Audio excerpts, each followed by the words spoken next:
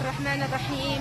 اليوم 30/9 يوم الأربعاء، ونحن في اليمن في العاصمة صنعاء، وهذا مخبز التضامن. اليوم هذا الخبز يوزع إلى نية المرحوم المغفور له بإذن الله أمير الكويت صباح الأحمد الصباح، الله يرحمه رحمة الأبرار ويسكنه فسيح الجنات، ويجعل قبره روضة من رياض الجنة.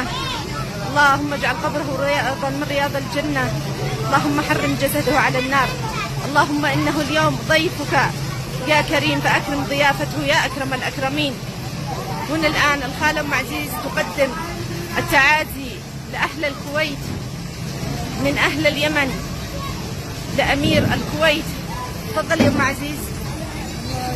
أسأل الله رب العرش العظيم يرحم ورحمة الأبرار حبايب الرحمن جينا اليوم ادعي له باب المقدس، رب تقبله قبولا حسنا وأنت على كل شيء قدير.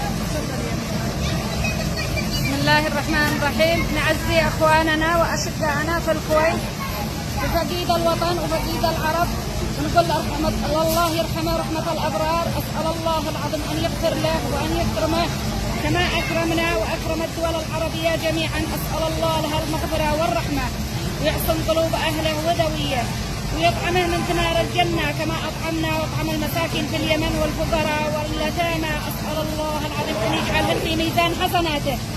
يا رب اغفر له وسامحه، واعصم قلوب أهله وذويه ومن أحبه. يا رب اخلف علينا يا رب العالمين بخير منه.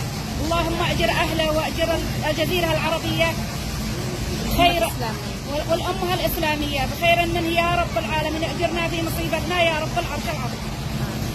أنا كما قلت أنا السلام عليكم ورحمة الله وبركاته. أهل الكويت جميعا الله يجيبكم في مصيبتكم خلفكم خيرا منها، ويجعله في جنات النعيم في الفردوس الأعلى. أسأله بعظمته يطعم كل مسكين.